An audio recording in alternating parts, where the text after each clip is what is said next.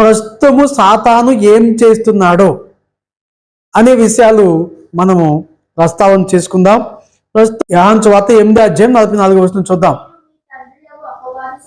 మీరు మీ తండ్రి యగు అపవాది సంబంధులు.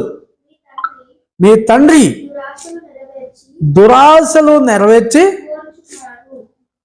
మీ తండ్రి యొక్క దురాశలు నెరవేర్చగోరుచున్నారు. ఆది నుండి వాడు నరహంతకుడై ఉండి సత్యమందు నిలిచినవాడు కాడు. వాని యందు సత్యమే లేదు. వాడు అబద్ధమాడినప్పుడు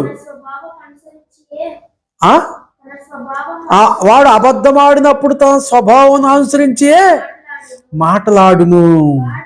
వాడు అబద్ధికుడును అబద్ధమునకు జనకుడునై ఉన్నాడు. కాబట్టి ఇక్కడ సాతాను ఎలాంటి స్వభావం కలిగిన వాడో మనకు అర్థమవుతుంది. మొదటి నుంచి కూడా వాడు అబద్ధికుడు ఉన్నాడు, సత్యమందు నిలిచిన వాడు కాదు. అటు ఇటు తిరుగుచు మరి ప్రజల్ని అబద్ధమాడుటకు ప్రేరేపిస్తున్నాడు.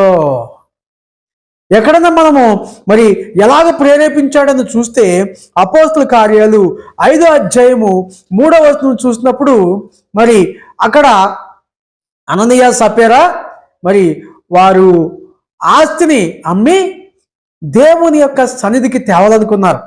కానీ సాతాను వాళ్ళని ప్రేరేపించి వాళ్ళ చేత అబద్ధం ఆడించినట్టుగా మనం చూడగలం. చూద్దాం.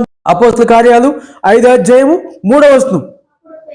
అప్పుడు పేతురు, అననీయ, నీ భూమి వెలలో కొంత దాచుకొని పరిశుద్ధాత్మను మోసపుచ్చుటకు సాతాను ఎందుకు నీ హృదయమును ప్రేరేపించెను. సాతాను అననీయాని ప్రేరేపించినట్టుగా ఇక్కడ పేతురుకి అర్థమైపోతుంది. మరి చర్చికి వచ్చేటప్పుడు మరి విశ్వాసుల్ని సేవకుడు ఖచ్చితంగా గుర్తించగలుగుతాడు. ఇక్కడ పేతురు గారు అననీయాని గుర్తించాడు. అననీయ, ఎందుకు నీ హృదయం సాతాను ప్రేరేపించింది? ఎందుకు లోపడ్డావు? ఎందుకు అబద్ధం ఆడుతున్నావు అన్నాడు. ఇంతకే అమితవా అంటే ఇంతకే, అయితే నువ్వు గుంతకే అన్నాడు. ఎవరు? పేతురు. ఎవరిని? అననీయాని. వెంటనే అక్కడే పడి ప్రాణం విడిచినట్టుగా మనం చూడగలం. సాతాను ఏం చేస్తుందంటే మనుషుల చేత అబద్ధమాడి